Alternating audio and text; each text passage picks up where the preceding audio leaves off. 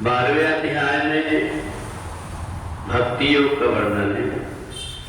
यस्मान्नो द्विष्टे लोको लोकान्नो द्विष्टे जया हर्षामण भयोन्वेगै मुक्तो यह सतमे प्रिया।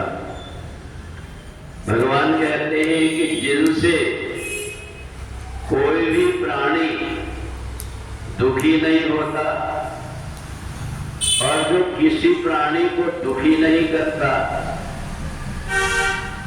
प्रसन्नता में और दुख में दोनों में सम बना रहता है, वह व्यक्ति मेरे को प्रिय है। भक्ति के मार्ग में अंतःकरण ऐसा हो जाता है कि व्यक्ति के जीवन की जो परिस्थितियां वह उसको विचलित नहीं करती। जीवन में अगर प्रसन्नता आई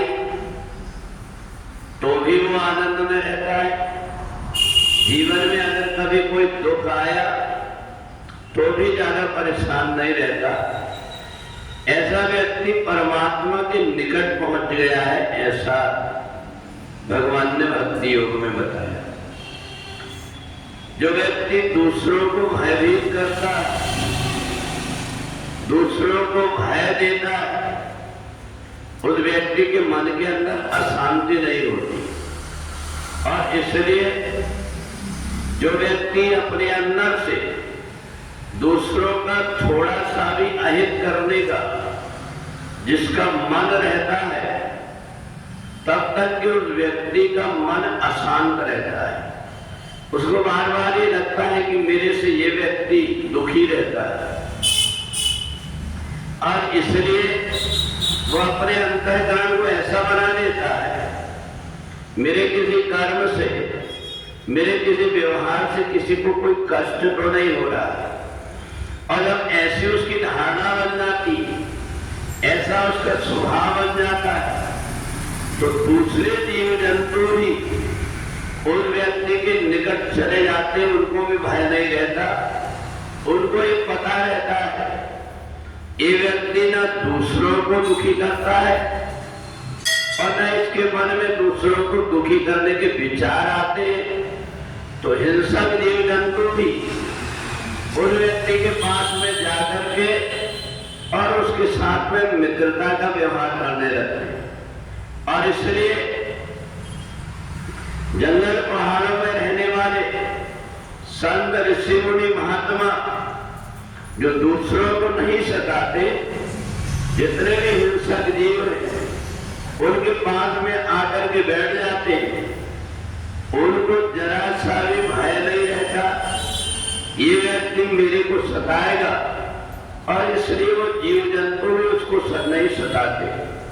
तो ये देख करके लगता है कि हमारे अंतःकरण में अगर भक्ति का अगर हमारे अंदर प्रादुर्भाव हो गया है, तो उसकी ये परीक्षा होती है कि हम किसके साथ में क्या व्यवहार कर रहे हैं।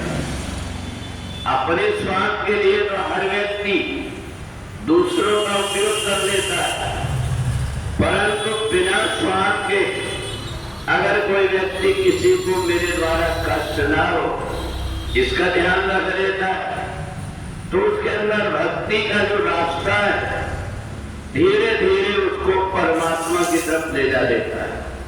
और इसलिए जब व्यक्ति भक्ति के रास्ते में चलता है, उसकी वाणी बदल जाती, उसका व्यवहार बदल जाता, उसका खाने पीने का, उसका रहने का ढंग बदल जाता है।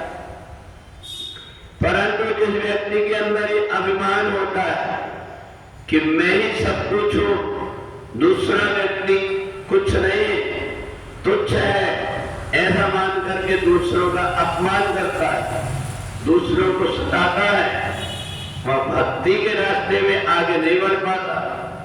उसके अंदर तो यही भावना बनी रहती, किसी से प्रेम करता है, किसी से घृणा करता है। तो इसलिए सभी प्राणियों से जब प्रेम करने की भावना हो जाती है तो ये जीवात्मा परमात्मा के बताए हुए रास्ते में चल करके और परमात्मा को प्राप्त कर लेता है। भक्ति के मार्ग में यही परमात्मा बताना चाहते हैं, अद्वेष्टा सर्वभूतानाम। ये सूत्र है कि जब तक तुम दूसरों को दुख देना बंद नहीं करोगे तब तक तुम्हारे जीवन से दुख दूर नहीं होंगे। जो कुछ भी हमारे जीवन में सुख दुख आते हैं इनको कोई देने वाला नहीं है, ये हमारे कर्म का फल है। हम जो कुछ भी करते हैं उसका फल हमको भोगना पड़ता है।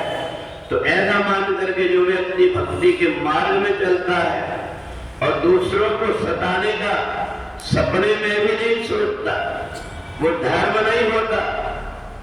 जिसमें कि व्यक्ति को हिंसा घृणा का पाठ पढ़ाया जाता, बल्कि जिस धर्म में सभी से प्रेम करना सिखाया जाता है वास्तव में वह वास्तविक धर्म है। और इसलिए इस पृथ्वी में समय समय पर परमात्मा अवतार लेकर के हमें मार्गदर्शन करते हैं कि हमें कैसे चलना चाहिए, कैसे व्यवहार करना चाहिए, अधर्म करने वाले का क्या हाल होता है, ये परमात्मा और ऐसी लीला करके दिखाते हैं। इसलिए भक्ति का जो रास्ता है एक ऐसा रास्ता है जिसमें चल करके व्यक्ति का लोक और परलोक दोनों सुधर जाता है। बोले वृंदावन बिहारी लाल की जय।